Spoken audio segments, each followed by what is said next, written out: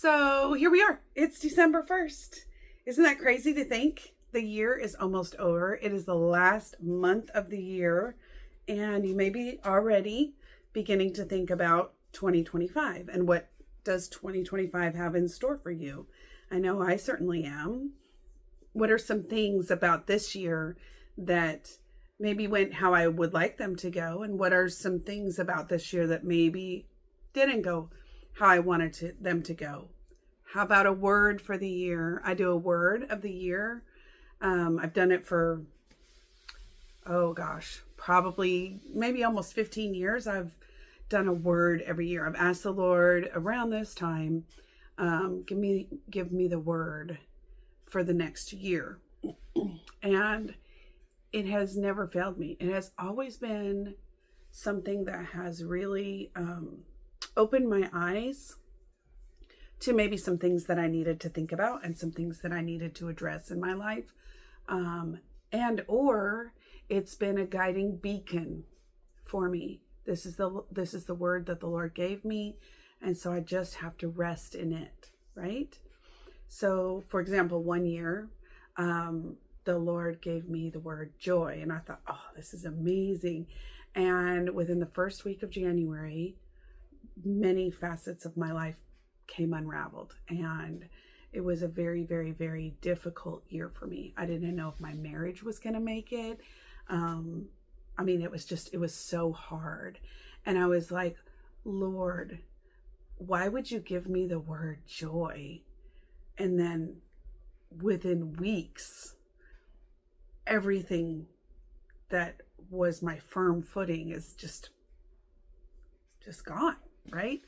And what I learned that year is that joy in the Lord is not the same thing as happiness. It's a different kind of joy that you get from relying on Him and just trusting Him, just trusting Him throughout the circumstances that don't look great and weathering the storm. There's that song, Even If, right? And it talks about, even if this happens, I'm going to praise the Lord. Even if that happens, I'm going to praise the Lord. Even if, right? So as we look at 2025, I wonder, have you thought about a word for 2025, or have you asked the Lord for a word for 2025? My word for 2024 was release. And I learned a lot. I thought as I was coming into 2024 that I would be releasing people in my life that are, relationships that are really damaged, that I would maybe be releasing, unhealthy habits. I had all of these ideas. And what I've learned over the course of this year is that it wasn't about me releasing things. It was about the Lord releasing me, because I have a tendency to take on too much responsibility and take on too much ownership. If you're hurting, I'm going to take ownership, because I've always believed if you don't take responsibility, you can't fix it, right? And so then whatever I take responsibility for, I can fix. But that's not always the case, and it's not always my responsibility. It's not always my thing to take ownership for. I need to do a better practice of giving more things to the Lord and just letting things be and letting people be, and just, not always trying to control things, right? I learned that I do that in an effort to control things.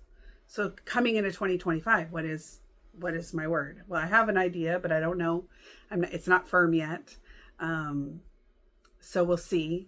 I'll keep you posted, but I would love it if you would let me know what your word is. If you're going to do a word, I would love it if you would let me know.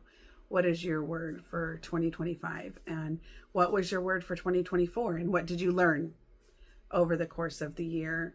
Because when we focus on the little things, every little thing is going to be okay.